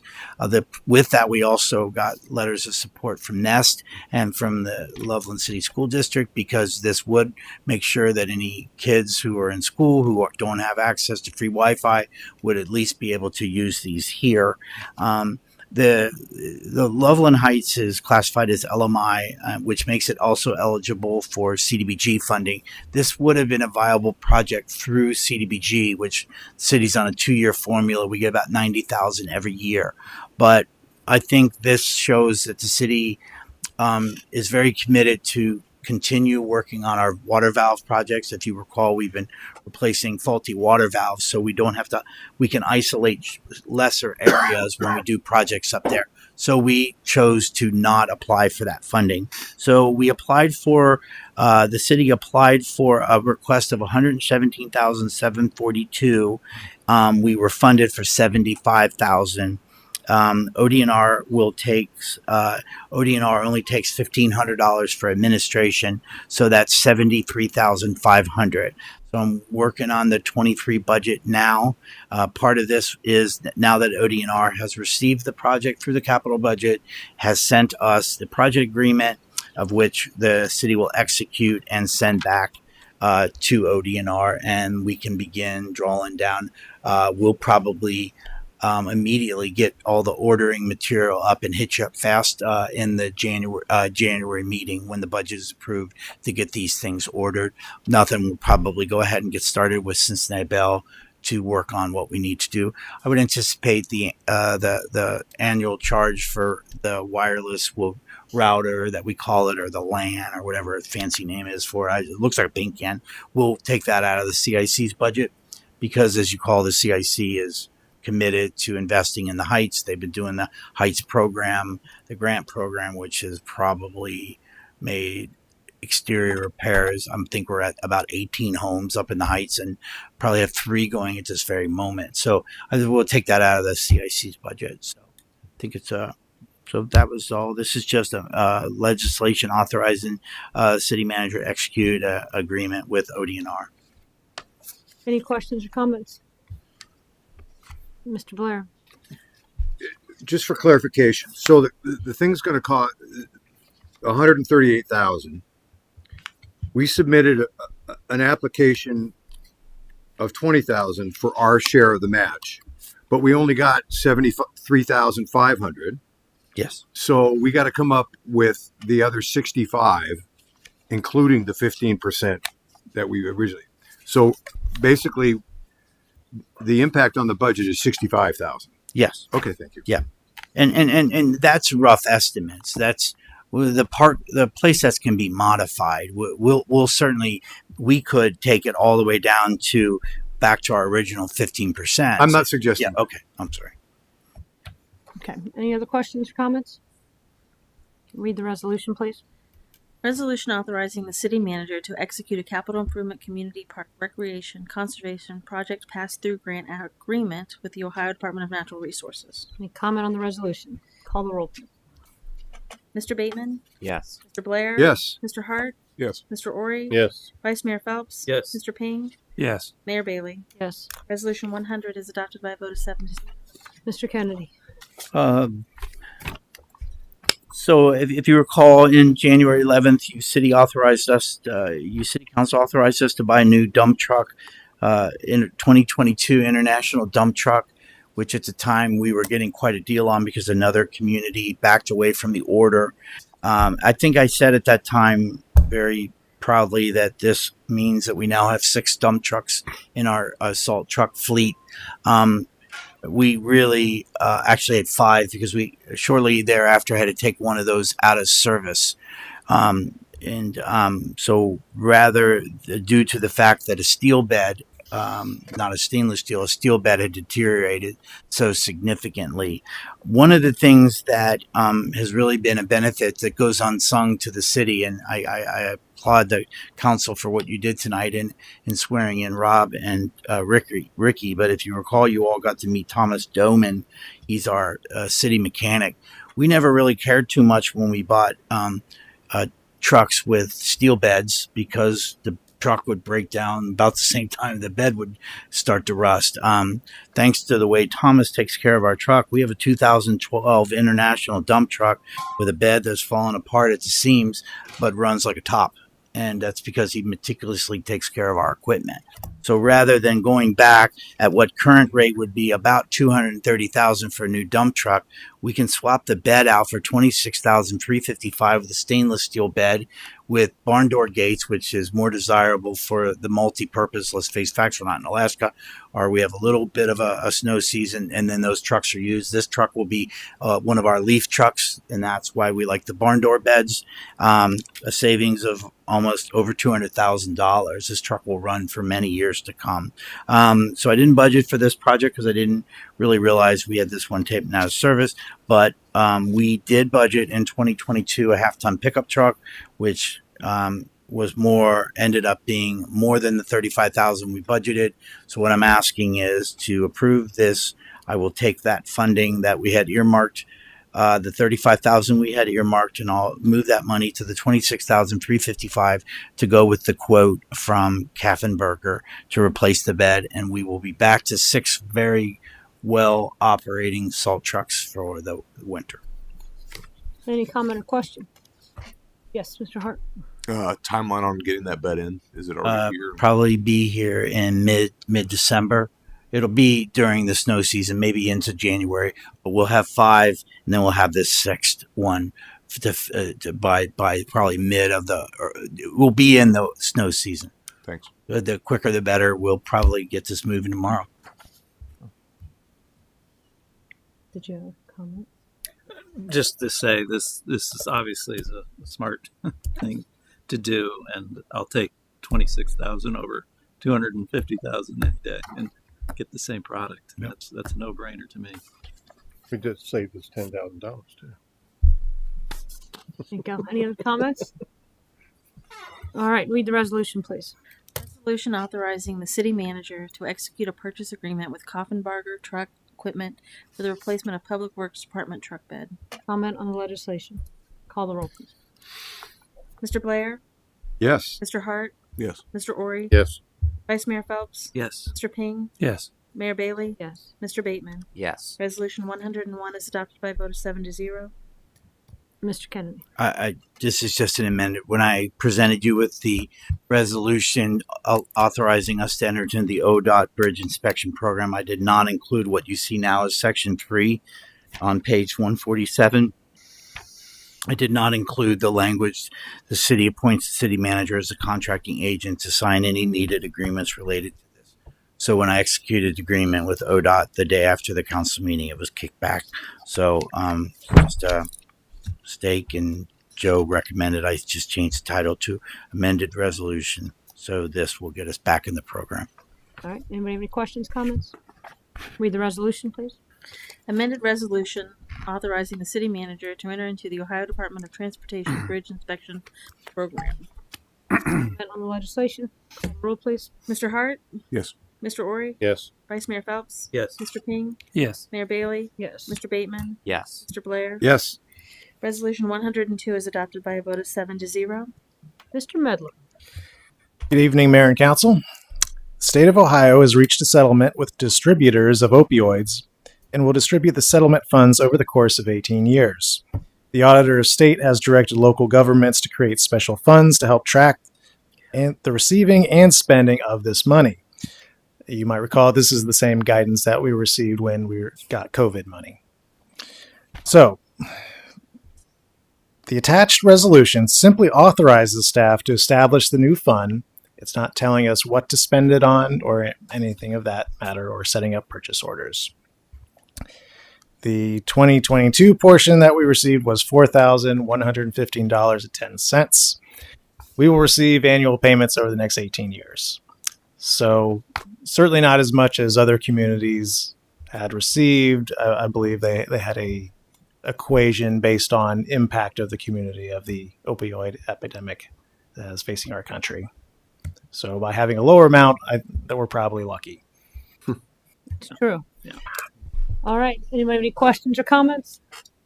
Read the resolution, please. Resolution establishing an opioid settlement fund. Comment on the resolution. Call the roll, please. Mr. Ori? Yes. Vice Mayor Phelps? Yes. Mr. Ping? Yes. Mayor Bailey? Yes. Mr. Bateman? Yes. Mr. Blair? Yes. Mr. Hart? Yes. Resolution 103 is adopted by a vote of 7-0. Mr. Medler. Thank you, Mayor. We've been informed by our financial software provider, CMI, that our current version of the utility billing software that we use will no longer be supportive in the summer of 2023. Since implementation and upgrading of software can take several months, we want to get the ball rolling now. The cost of this upgrade is $72,985, which is less than the $80,000 that we had budgeted in the 2022 budget. So funding is in place. No general fund dollars are involved since this software supports our enterprise funds. Okay. Any comments or questions? All right, read the resolution, please. Resolution authorizing the city manager to execute an agreement with Civica CMI to upgrade the city's utility billing software. Comment on the resolution. Call the roll, please. Vice Mayor Phelps? Yes. Mr. Ping? Yes. Mayor Bailey? Yes. Mr. Bateman? Yes. Mr. Blair? Yes. Mr. Hart? Yes. Mr. Ori? Yes. Resolution 104 is adopted by a vote of 7-0. Mr. Medler. Thank you, Mayor. Finance Department currently has 2 positions for part-time finance clerk, which equates to 1.1 full-time equivalent. When Dawn Everett let us know that she was going to retire, we started the process of hiring a replacement. Since this is a classified position, a civil service examination was administered on June 13th, but it was determined that none of the candidates were suited for the position. The position is responsible for a wide range of duties, including customer service, accounts receivable, income tax, and being a backup to our utility billing clerk. Staff believes that the general nature of the civil service examination process is not suitable for this position, which has such detailed and varying duties. Filling this position will help us maintain coverage at the window of the finance department and help cross-train employees, which will be helpful during turnover and retirements. So we believe it will help us with maintaining quick response times to phone calls, people driving up, coming into the window. And we are requesting that we can do this as unclassified to kind of widen our net. First reading. Just a first reading. Just first reading. All right. Any questions or comments? Go ahead and read the ordinance. Ordinance amending the classification for the position of finance clerk and repealing ordinance 2022-87. All right. Next, 17A, with us having now adopted the streetscape plan, we would entertain a motion to dissolve the streetscape planning ad hoc committee. So moved. Second. Call the roll, please. Mr. Ping? Yes. Mayor Bailey? Yes. Mr. Bateman? Yes. Mr. Blair? Yes. Mr. Hart? Yes. Mr. Ori? Yes. Vice Mayor Phelps? Yes. Motion carries 7-0. All right. We had a resignation from the Arts Commission. Julie Robinson has expressed an interest in taking that position. She would be filling the vacancy for the term that expires December 31st, 2023. And Julie was actually an employee of the She's city. Right? She was our HR for a period of time. oh, she's wonderful. She's a great lady. So, I would entertain a motion to affirm the appointment of Julie Robinson to fill the vacancy on the Arts Commission for a partial term that will expire on December 31st, 2023. So moved. Is there a second? Second. Discussion? Call the roll, please. Mayor Bailey? Mr. Bateman? Yes. Mr. Blair? Yes. Mr. Hart? Yes. Mr. Ori? Yes. Vice Mayor Phelps? Yes. Mr. Ping? Yes. Motion carries 7-0. All right. I do want to mention we had a little event here over the weekend. If any of you were downtown on Friday or Saturday, especially Saturday for the Oktoberfest, I want to thank Cece Collins and Meredith Taylor for the event. It was a chamber event. I thought it was fantastic. Thank the chief who was there all day and all evening on Saturday. And I don't think there were any problems, were there, Chief? No problems. Very well behaved crowd. And from what I could tell, I was there for the entire event as well on Saturday, and it looked to me like everybody was having a very good time. I also want to thank Thomas Doman from Public Works, who he was the individual down there working the event, at least on Saturday, and I thought it was a pleasure to see a young man such as himself not only working really hard the entire time, he never stopped, but he was smiling the entire event. That hasn't always been the case in the past. Sometimes we have very sour looks from people that were working these events, and it was a pleasure to see that he was enjoying himself, seemed to be, but really was working hard. So thank you and I know there are a lot of volunteers for that event. So thanks to everybody, especially Cece though, because I thought it was really showcased our city very nicely. Upcoming events. We have a few. Loveland Sims Community Firefighters Association will hold its annual Kid Fest this Saturday, October 1st. It is a free event at Nisbet Park from 2 to 4. There will be activities, special character appearances, crafts, trick-or-treat, and fun for kids of all ages. The annual one-stop drop is expanding. This year it will be held on 2 sites and additional items will be accepted. It is a free event. Provides an easy way to get rid of reusable, recyclable items in your home. The event will be held on October 1st from 1 to 4. More information is available on our website. Also on October 1st, the Loveland Museum Center is hosting a tour of 2 historic family cemeteries with interesting stories about early Loveland area settlers. One of which is the Butterworth, and I think we get to go. I know I'm signed up for it. We get to go through the Butterworth home, I believe. That is from 1 to 3. I think you have to sign up for that through the Loveland Museum Center, though, I believe. The Loveland Athletic Boosters Homecoming Parade will take place next Thursday, October 6th at 6:30.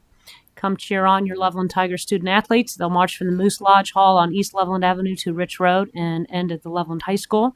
Hopefully some of our council members will be in that event. Yes. Our final movie in the park, Hocus Pocus, will be on October 8th.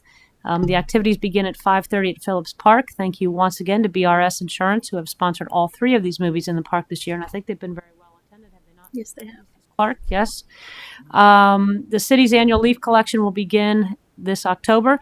You can visit the city's website for a complete schedule and instructions. Does anyone else have anything they wish to add? How about a motion to adjourn? So moved. Second, anyone? Second. Thank you. Call the roll, please. Mr. Bateman? Yes. Mr. Blair? Yes. Mr. Hart? Yes. Lori? Yes. Vice Mayor Phelps? Yes. Mr. Ping? Yes. Mayor Bailey? Yes. Motion carries 7-0.